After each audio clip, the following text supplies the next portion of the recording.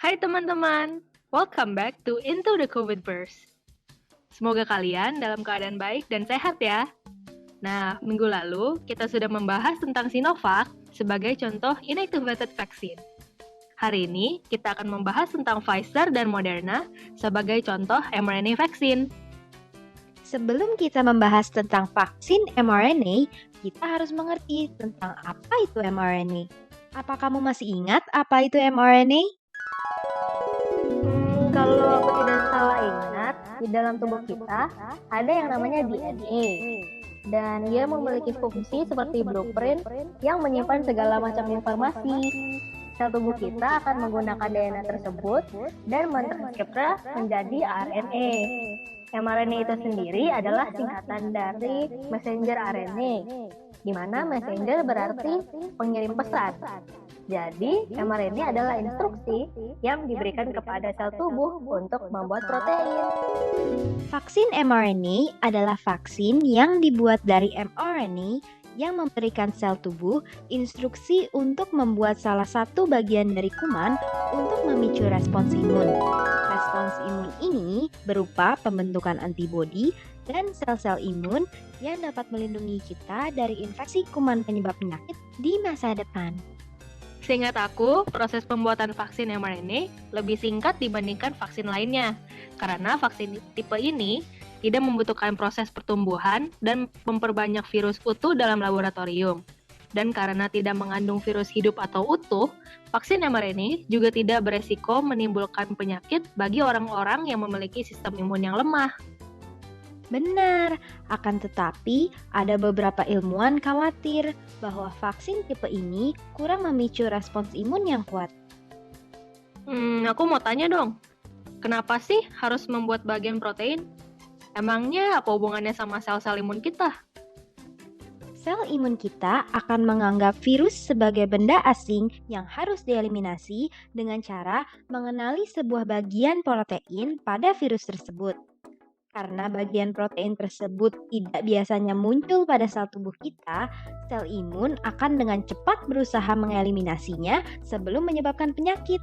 Oh, terus biasanya gimana sih proses pembuatan vaksin mRNA?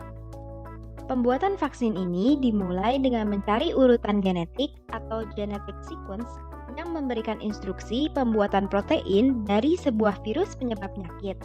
Setelah mengetahui urutannya, para ilmuwan akan membuat mRNA versi sintetis yang dapat dibaca oleh ribosom dalam tubuh kita. Oh iya, kamu tahu kan apa itu ribosom? Tahu dong, ribosom adalah makromolekul yang memiliki fungsi untuk melakukan sintesis protein. Ribosom menghubungkan asam amino bersama dalam urutan yang ditentukan oleh kodon molekul mRNA yang membawa pesan untuk membentuk rantai polipeptida. Wah, penjelasanmu lengkap ya. Jadi, setelah mereka berhasil membuat mRNA, ia akan dikemas dalam lipid nanoparticles untuk memudahkan mRNA melintasi membran luar sel yang juga terbuat dari lipid. Walaupun proses pembuatannya lebih singkat dari vaksin tipe lain, ternyata pembuatan vaksin ini tetap cukup rumit ya.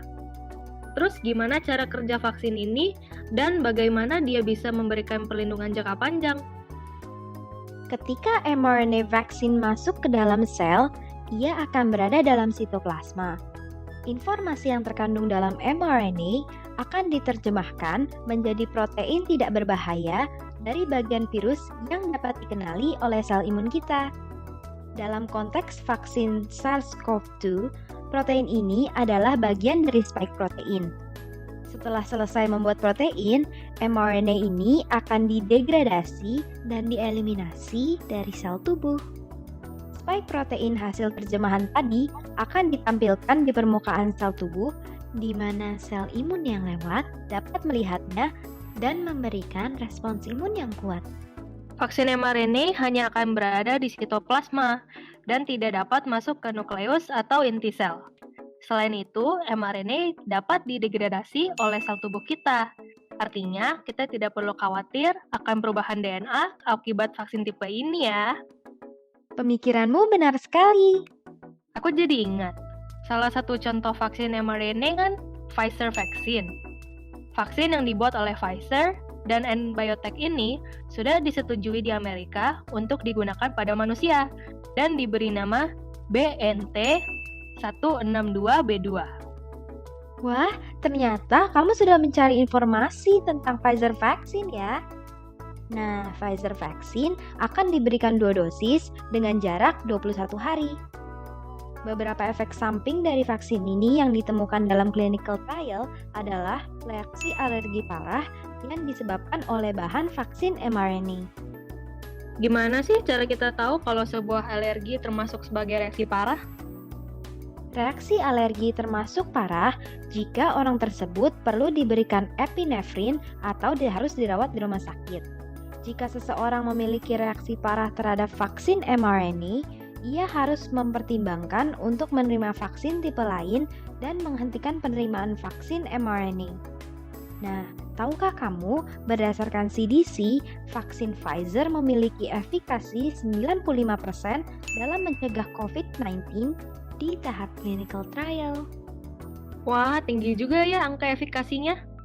Moderna juga membuat vaksin mRNA yang diberi nama mRNA 1273.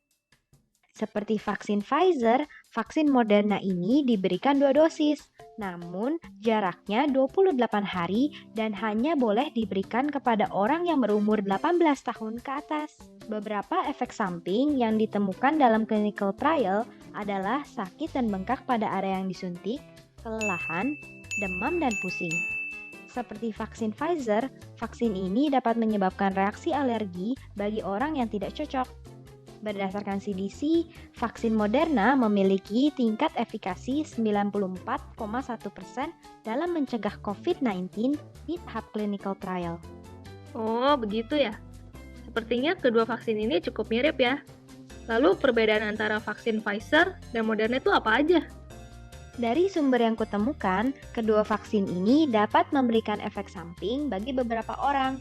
Namun, efek samping ini lebih sering terlihat pada orang yang diberikan vaksin Moderna dibandingkan Pfizer. Namun, vaksin Moderna lebih mudah ditransport dan disimpan karena kurang sensitif terhadap perubahan suhu. Oh iya, dari berita yang kudengar, kedua vaksin ini sedang mengajukan izin kepada BPOM dan MUI loh. Dengan begini, kita akan memiliki lebih banyak pilihan vaksin. Sekian materi hari ini. Oh iya, kalau kalian masih ada materi yang belum dimengerti mengenai COVID atau tipe-tipe vaksin, kita selalu buka question box di highlight kita. So feel free to ask. Stay safe, Stay healthy. and stay happy. See ya! See ya!